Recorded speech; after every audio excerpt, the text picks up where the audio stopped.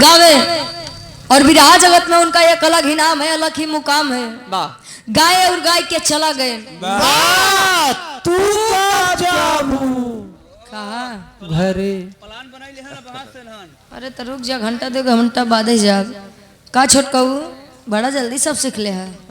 खानदानी है। बढ़िया बा, ये विकास हुई।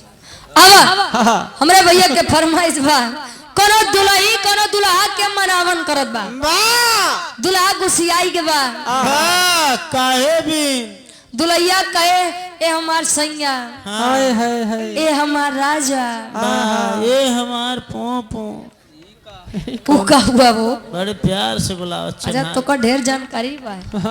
अच्छा पहले के काकी दादी अरे लंबा घूंघट करत रही, कहे बरे जानत है। हाँ, उनकर सबको दांत बड़े बड़े होत रहा।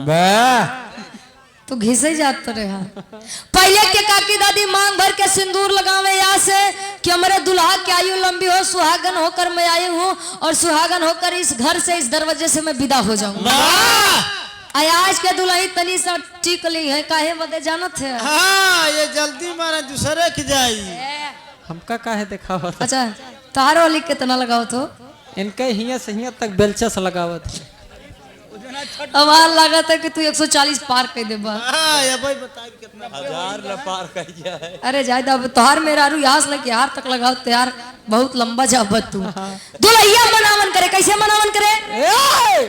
अब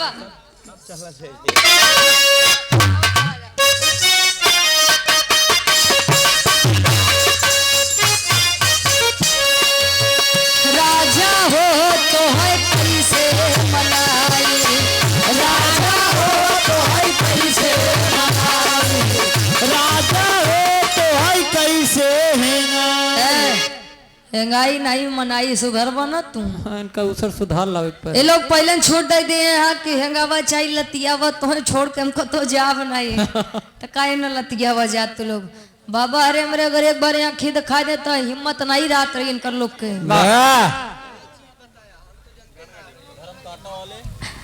संगम कुमार हमारे धर्म काटा वाले भैया जी 100 रुपया इनकर फरमाइश बार कोनो दिन में शिकार हो जाएगी। आदरणीय प्रवीण कुमार शर्मा जी विधानसभा अध्यक्ष अकबरपुर अंबेडकर नगर समाजवादी पार्टी गार्जियन जी के द्वारा ये 500 रुपया आशीर्वाद के चारे कि हम बच्चे अपनी कला में कामयाब रहे। दुल्हिया कहे अरे रतिया में हमरे ना लागयो घाई हो, दुल्हा हो कहाँ हो। आत्मा रूपी दुल्हन परमात्मा रूपी दुल्हा के वर्णन बा। अरे और ये हमारे गार्जियन जी आदरणीय अमरजीत यादव सैतापुर 200 रुपए, कृष्णलाल यादव सैतापुर 200 रुपए और विपिन यादव सैतापुर से हमारे भैया 200 रुपए देकर सम्मान किए। ई बा पुरानी गीत में दम, आजो सुनला तो एक बार दे हरियराई जाते। अरे रतिया में हमारे रजाऊ हो कैसे मनाई, राजा हो तो है कैसे मनाई, दुल्हा हो तो है कैसे कैसे मनाई हो कैसे मनाई, राजा हो तो है कैसे मनाई, दुल्हा हो तो है कैसे मनाई। नहीं मन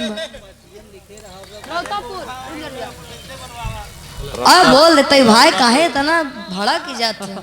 अब सैतापुर ओमा ऐसा लिखा बा ओमा गोली बना दिया तो हमार का गलती है। अब दे दे आदरणीय अरे दा हो दोबारा बोल देते ही अमरजीत यादव रोहतापुर 200 रुपए, कृष्णलाल यादव रोहतापुर 200 और विपिन यादव रोहतापुर 200 रुपए। सब शब्द के अपन एक अक्षर होते हैं।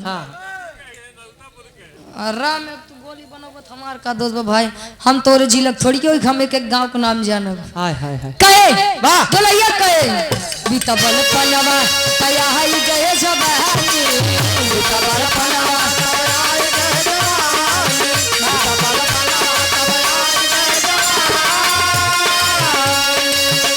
अरे रही रही के रही रही के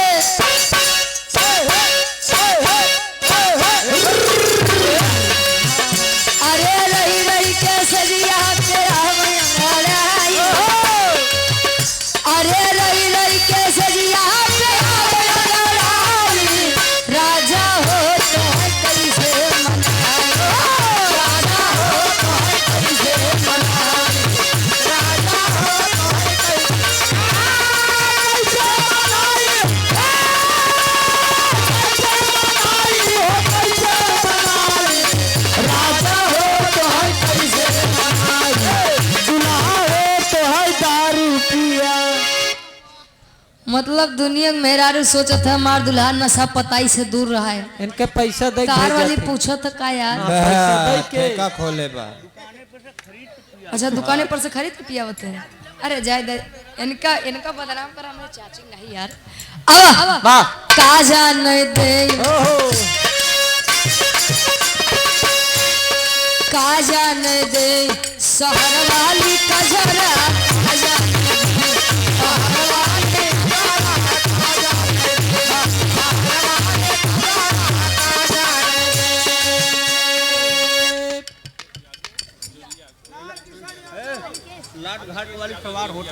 सुनो नहीं अनिकेश यादव अनिकेश यादव जी जोरिया जोरिया से ये 100 रुपए देकर सम्मान किया आशीर्वाद के चाह रही का जाने दे शहर वाली कजरा पहले के काकी दाई हरे दिवाली के दिन काजर पारत रही कच्चा कोसा रख दे पारे लगावे कहा बोसी शुद्ध कुछ है नहीं बा कहा भैया लगाए ले नहीं जान ले अगले जन्म में छछूनर बन जाए। हाँ आज के समय में जब से लैक्मिक काजल आई है 24 घंटा निखार देत बा आंख जानता है तनी बड़ी से तनी ना हुई पावत कहे आन के बलमुआ के सेज पसुतावे आन के बलमुआ के सेज पे मुतावे, आन के बलमुआ के सेज पे मुता। सुतावे बा आन के बलम मतलब आपन लड़का बा बच्चा जब छोटा है तो माँ उसकी बड़ी सेवा करती है। आथन माई के जियरा गाई के बा पुतवा के जियरा कसाई के हाँ बाबू जियरा साड़े के माता अपने बच्चों की बहुत सेवा करती है बहुत प्यार करती है। बा अब वह लड़कियां जब बड़ा होए तब बढ़िया से दुल्हन देख के शादी कर देते हैं। हाँ और दुल्हा उ लड़का चाची मान ला काकी माई खातिर तो अपन लड़का रात है लेकिन उ दुल्ही खातिर बा बन जाए बल्लम बल्लम नहीं भाई कहा तो भाला समझाते हैं। बलम पति परमेश्वर कहे आन के बलम हुआ के सेज पर सुतावे